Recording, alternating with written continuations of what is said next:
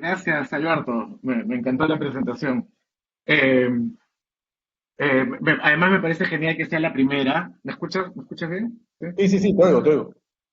Me parece genial porque es el panorama general, el overview de estos cuatro ejes centrales, ¿no? De las limitaciones que esta pandemia ha mostrado tanto del Estado, las políticas, las sociales, las económicas y finalmente ahora las electorales, ¿no? Y me parece que has hecho un gran trabajo planteándolo, incluso para gente que no necesariamente sigue la coyuntura peruana día a día, así que gracias por eso.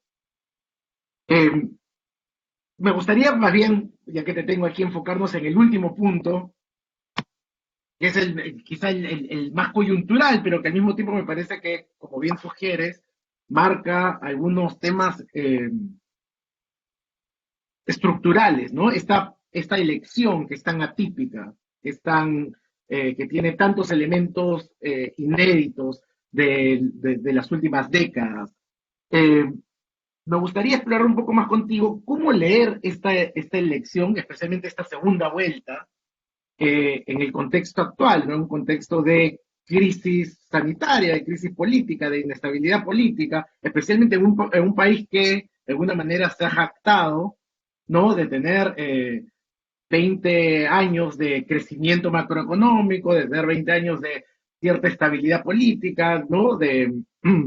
De seguir esta visión general de Don't Rock the Boat, ¿no? De mantener cierto timón eh, de piloto automático por años que de alguna manera parece haber explotado, ¿no? ¿Cómo leer estas elecciones y cómo leer la polarización que ha generado? Porque también me parece que hace tiempo no se sentía un clima tan polarizado de elecciones. Eh,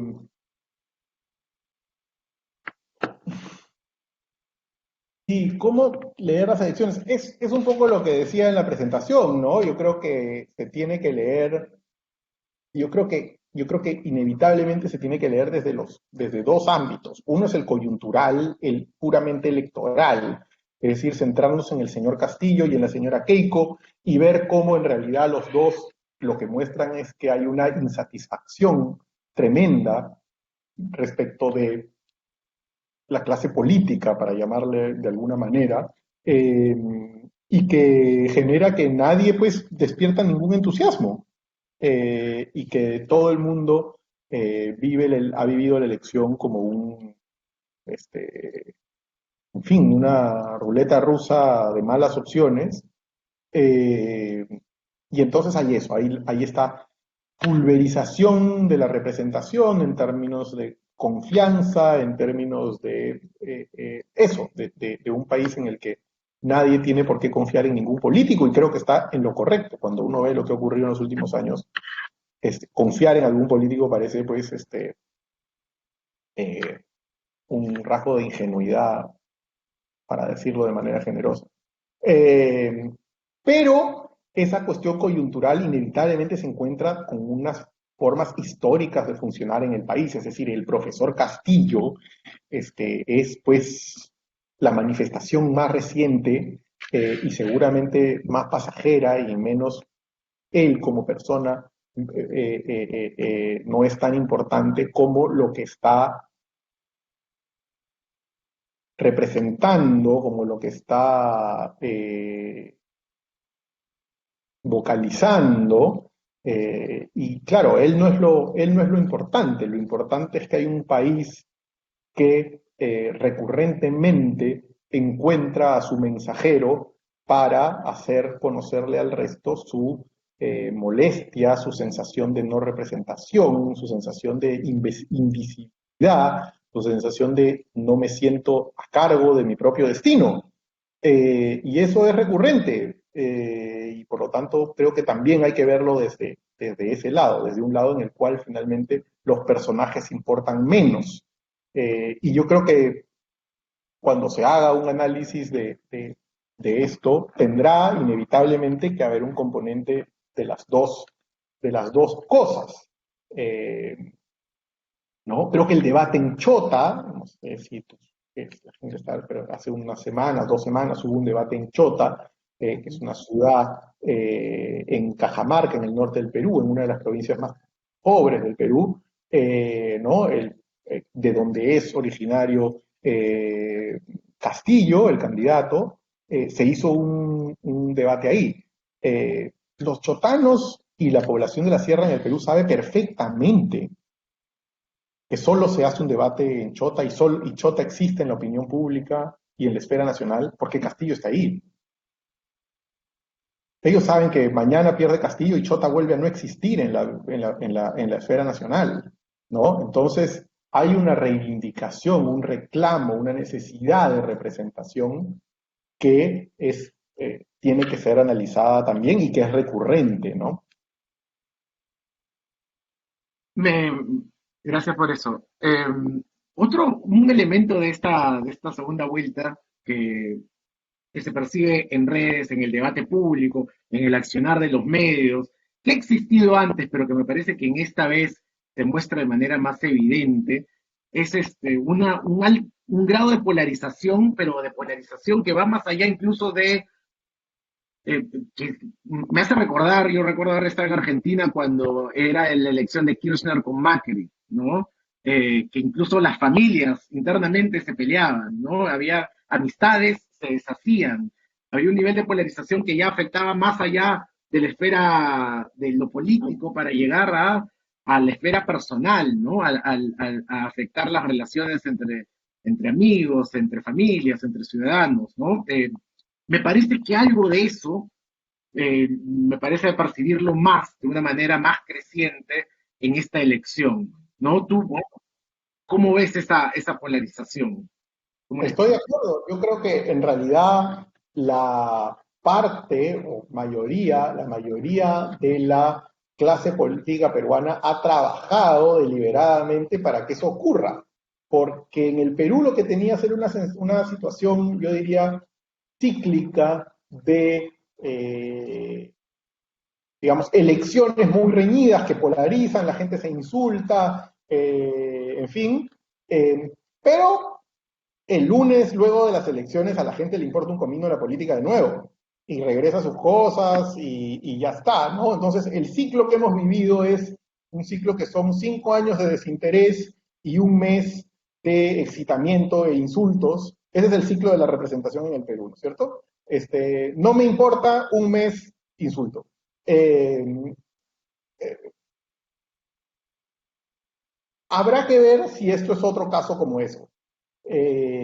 Yo tiendo a creer que la polarización entre élites, entre arriba, vamos a decir, ha chorreado un poquito a la sociedad y que por lo tanto puede estar chorreando para generar algo como lo que dices.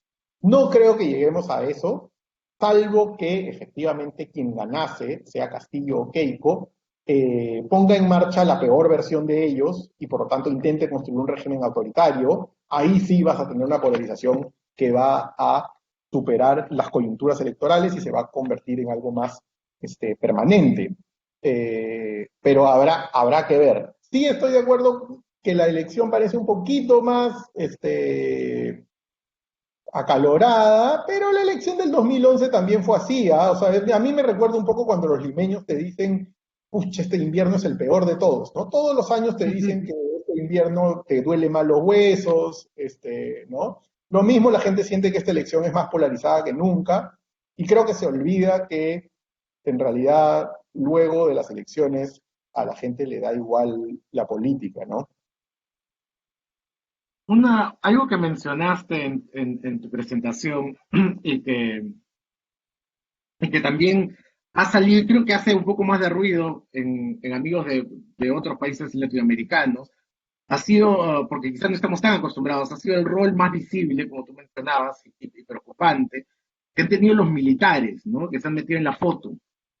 Eh, ¿Cómo ves el rol de los militares, digamos, reinventándose en estos momentos, por ejemplo, en esta elección o en plazo futuro? ¿Tú crees que empiecen realmente a tener una mayor visibilidad más allá del momento de crisis política que hubo a finales del año pasado? ¿Los militares están volviendo a tener un rol más visible y más relevante en el discurso público, en la foto política? Yo creo que lo están teniendo, pero no porque quieran, sino porque los civiles en su fracaso los están convocando.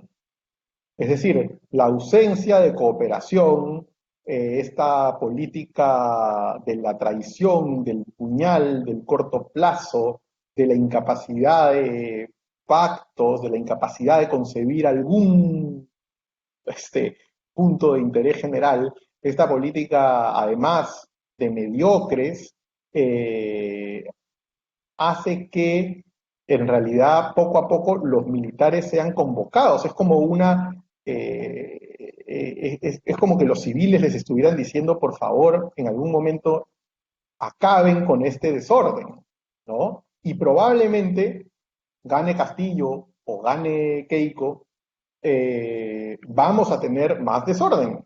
Y en la medida en que tengas más desorden, será como que le estás mandando más invitaciones a los cuarteles para que, por favor, los civiles no podemos autogobernarnos, es el momento de que alguien venga y nos discipline, ¿no? Yo lo veo así, y siempre ha sido así, además. Digamos, los militares en muchas épocas han tenido no, en realidad no siempre ha sido así. O sea, siempre han tenido han estado con una oreja en la realidad, pero creo que es la primera vez en la que yo noto que es mucho más la mediocridad civil, la mediocridad de los políticos, la que los está convocando, mucho más que ellos estarlo planificando o deseando. Déjame recordarles a todos, después de un momento, si hay alguna pregunta pueden ponerla en el chat. Todavía tenemos 12 minutos más. Yo tengo acá un par de preguntas para seguir conversando con Alberto, pero eh, recibimos cualquier tipo de pregunta relacionada a su presentación o a lo que estamos conversando ahora. Am, Hablaste de un momento del tema de la desconfianza, cuando hablabas de sociedad, ¿no? De, bueno, de este concepto de lo desformal, pero también como resultado de una desconfianza general, ¿no? La idea de que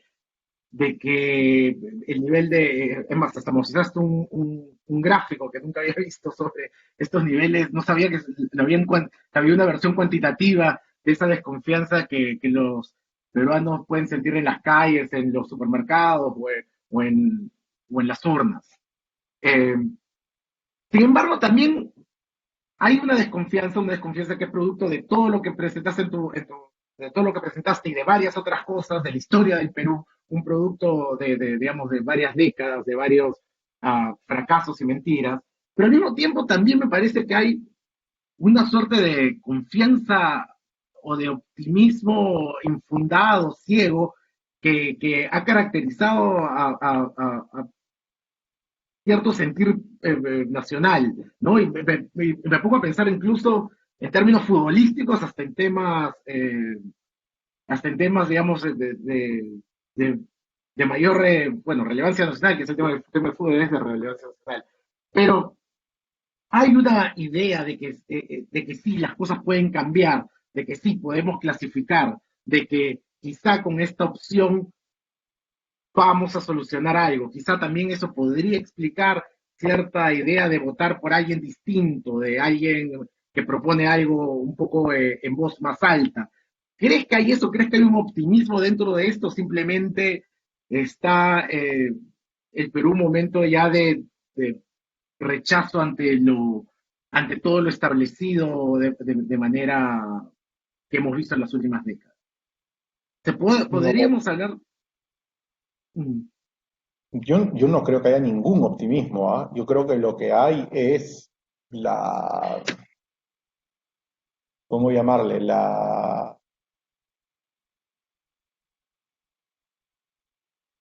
Como es una esperanza descreída, es una esperanza escéptica, que dices, bueno, ya conozco a todos, y a ver, ¿quién es la novedad en esta elección? Bueno, pues hay un grupo que dice, ya intenté con este, ya intenté con el otro, y ninguno me satisface, bueno, ahora la novedad que parece estar ahí, pues es el señor Castillo, votaré por él, eh, y por lo tanto es un voto en el medio, con una esperanza que está fundada además no en su ideología, porque nadie vota por Castillo porque sea de un partido leninista, sino en una identificación. Él es pobre como yo, él es agricultor como yo, es profesor como yo, es rondero como yo, y por lo tanto puede entender cómo vivimos nosotros y por lo tanto en una de esas responder a esos problemas y no como los otros.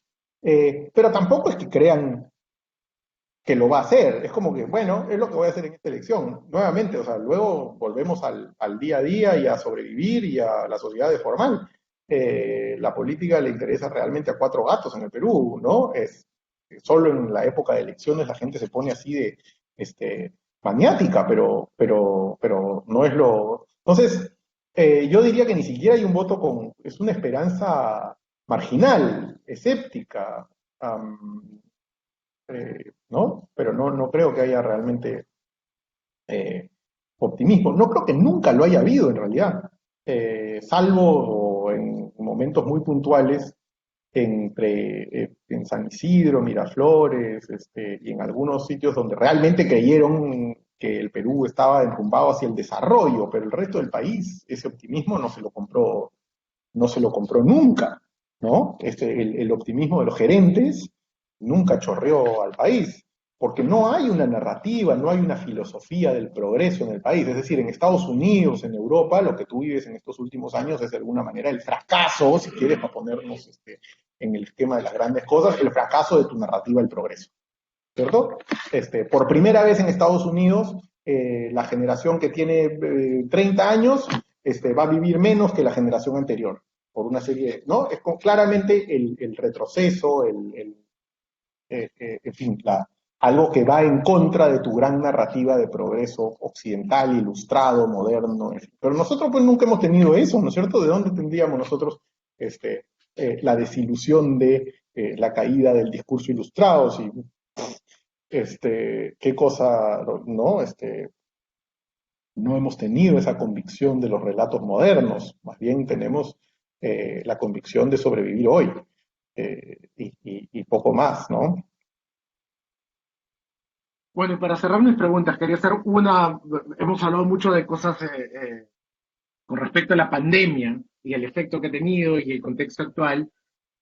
¿Cómo imaginar al Perú post pandemia?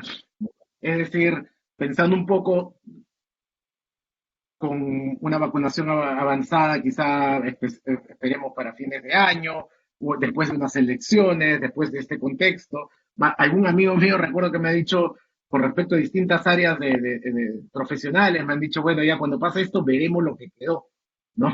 Eh, ¿Cómo imaginas tú qué podemos esperar del Perú post pandemia?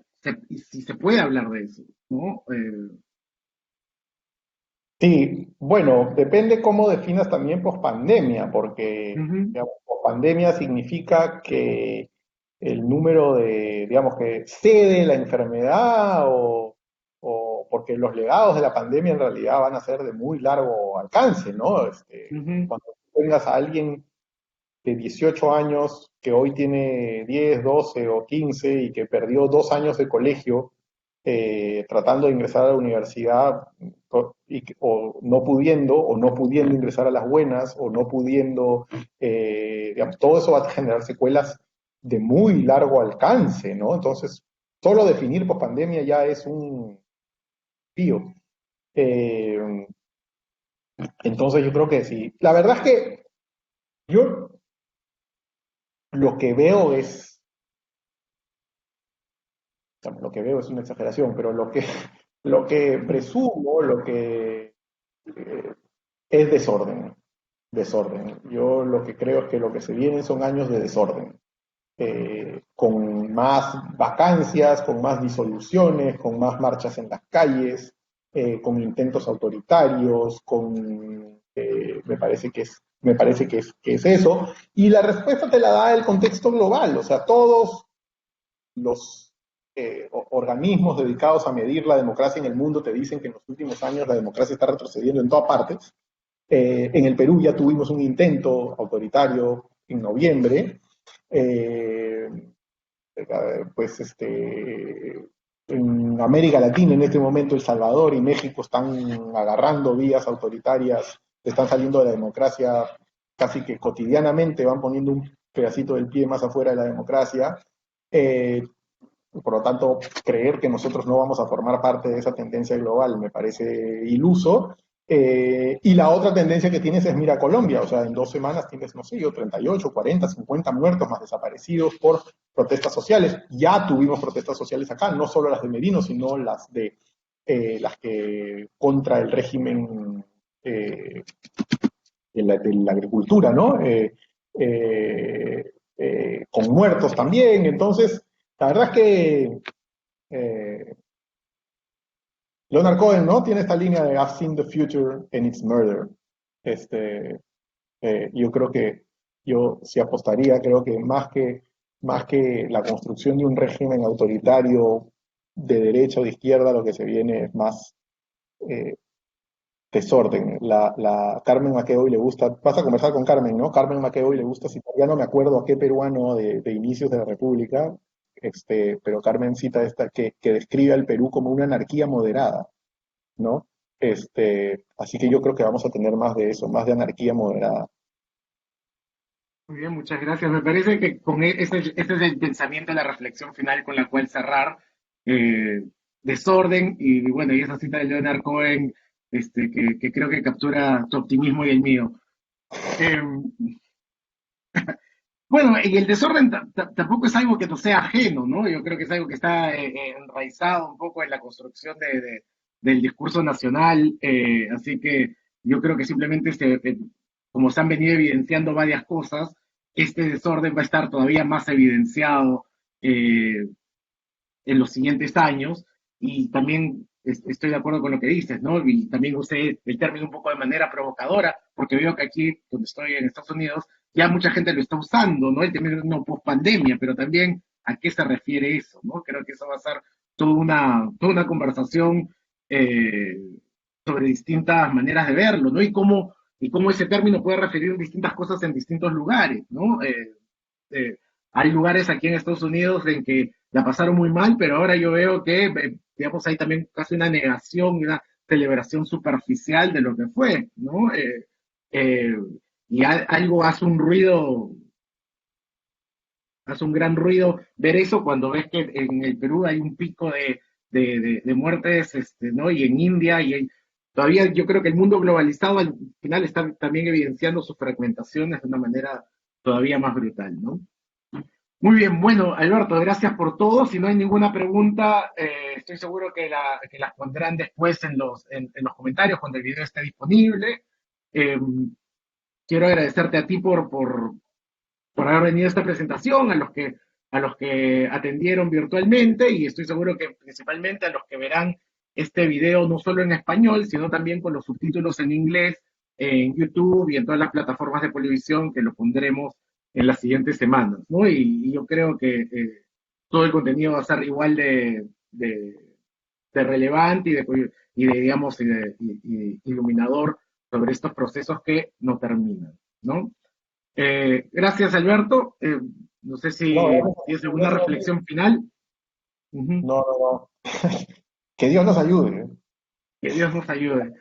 Eh, sí, bueno, te pasé un video y en ese video justo quería terminarlo con esa frase, pero ya yo recuerdo que, bueno, es también un tema de memoria, ¿no? Hay una cosa de memoria de cultura popular política que ya cada vez menos gente recuerda, ¿no? Por eso cuando yo veo gente también en estado de emergencia, digo, nosotros crecimos en un lugar donde el ministro salía en la televisión a dar tu mensaje y terminaba diciendo que Dios nos ayude, ¿no? Y yo creo que el mood nacional sigue siendo el mismo.